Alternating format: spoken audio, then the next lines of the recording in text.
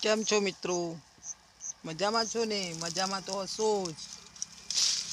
આજકાલ social media એક એવું પ્લેટફોર્મ થઈ ગયું છે કે લોકો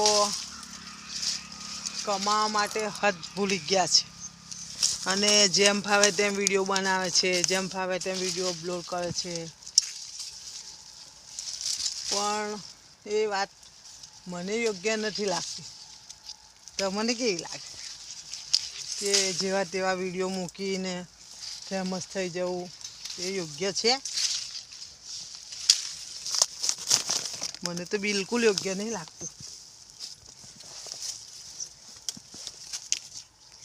પણ તારે પાછું એ હોય છે એવું કે એવા લોકો એવો વિડીયો ઉતારવા લોકો જલ્દી ફેમસ થાય છે. લો જે એવા વિડીયો મૂકે છે ને એ લોકો જલ્દી ફેમસ થાય. અને આપણે સારા વિડીયો મૂકીએ, ભક્તિભાવના મૂકીએ, પછી આપણી જે એ હોય આપણા વિશે મૂકીએ, આપણે આપણા ધંધા વ્યવસાય વિશે મૂકીએ. આપણા વિડીયો વહેલા ચાલતા જ નહીં, બોલો. અને કોઈ જોવા આમ કોઈ વહેલું લાઈક હોય ના કરે. અને જો હમણાં એવો વિડીયો આવી ગયો હોય ગમે તેવો, તો બધા ફટાફટ લાઈક કરે, ઘણી વખત જોય. અને આ ખેતીનો છે એવો તેવો વિડીયો તો આપણી જેવા હોય એ જ જોવે છે, બોલો. બીજા તો કોઈ આપણને લાઈક કે કોઈ કરતું જ નહીં. મને તો એવું લાગે છે કેમ કે મારા વિડીયો તો બરાબર ચાલતા જ નહીં.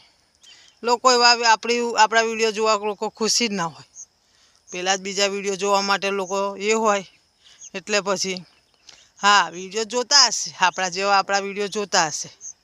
પણ જે હમણાં ધમાલના, ગાયનોના, જોક્સોના એવા બધા વિડીયો સારા વહેલા ચાલે છે.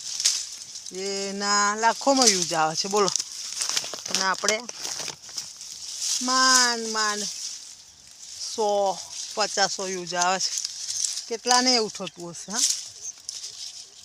જણાવજો મને કે તમારે કેટલા વ્યૂઝ આવે છે.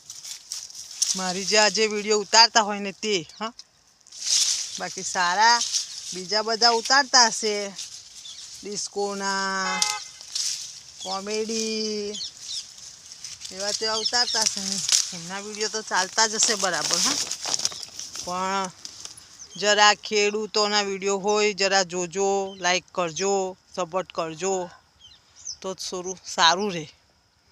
ખોટું ના લગાડશો.